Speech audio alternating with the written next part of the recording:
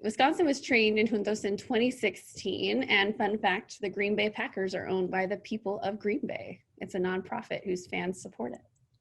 So I'll let Adam take it away. All right. Hello, everybody. My name is Adam Trenzo. I'm a youth and family educator in Trumbull County. It's one of the rural counties in the western part of Wisconsin. If we can move to the next slide. So the question is why Juntos in Wisconsin? And it's, there's Latinx people here and there's lack of programming for them. So you put the two together and that's where we are.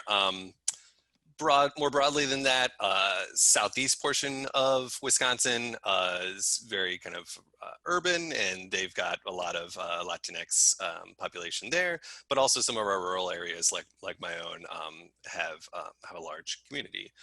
So in 2016, we started specifically in one county as part of a SCIFAR grant, but it was really only one county and one educator at that point.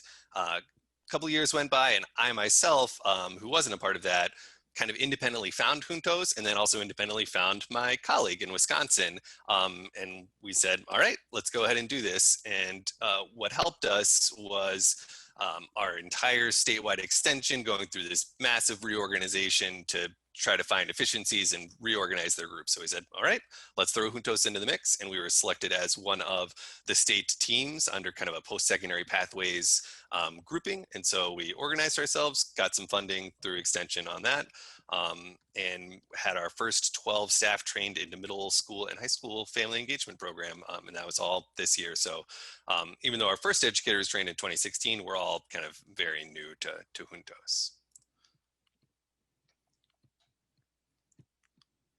So where are we? We're kind of spread across the state, kind of concentrated in like the east, southeast, but kind of everywhere. 13 staff across 7 counties. Again, middle school and high school family sessions. Again, adaptations for 2020 is a 6-week online high school family workshop series that our incredible, dedicated team is working on putting together kind of the slides and getting partners and all that sort of thing for, and that's going to be coming up in October.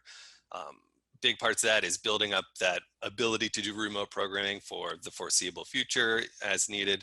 But then also specifically, we wanted to start doing stuff early so that we engage with those partners early and start building up those stakeholders so that we have something to pull upon rather than waiting 2 or 3 years for the conditions to be perfect.